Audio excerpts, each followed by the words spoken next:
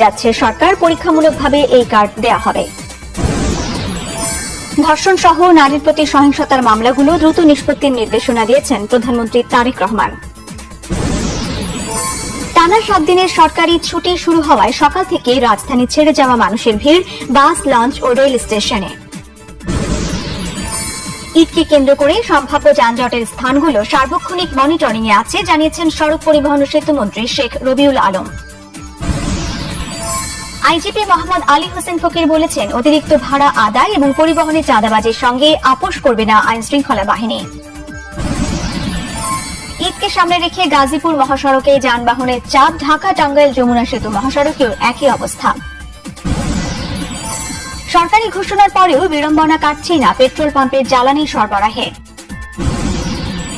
তিস্তা প্রকল্প বাস্তবায়নে চীনকে পূর্ণ সমর্থন দেবে জামাত, জানিয়েছেন দলের আমির ডক্টর শফিকুর রহমান। নির্বাচনে পরাজিতদের জেলা পরিষদে প্রশাসক নিয়োগ দিচ্ছে বিএনপি, অভিযোগ জামাতে ইসলামের। যারা ভোট দেয়নি বর্তমান সরকার তাদেরও সরকার, মন্তব্য মুক্তিযুদ্ধ বিষয়ক প্রতিমন্ত্রী ইশরাক হোসেনের। ঈদ উল ফিতর উপলক্ষে 4,950 জন পরিচ্ছন্ন কর্মীকে 5,000 টাকা করে অনুদান দিয়েছে ঢাকা দক্ষিণ সিটি কর্পোরেশন। অন্তর্বর্তী সরকারের গঠিত ঐকমত্য কমিশনে বিএনপি গণভোটের রায় মানার কথা বললেন সুজন সম্পাদক বদিউল আলম মজুমদার। লালমনিরহাটের ট্রাকের ধাক্কায় মোটরসাইকেল আরোহী একই পরিবারের 3 জন নিহত। টাঙ্গাইলের ধনবাড়িতে বাস চাপায় মৃত্যু হল সিএনজির 3 যাত্রীর। ইরানের প্রধান নিরাপত্তা উপদেষ্টা আলী লারিজানি নিহতের দাবি ইসরায়েলের। মধ্যপ্রাচ্যে মার্কিন ঘাঁটি লক্ষ্য করে হামলা জোরদার ইরানের।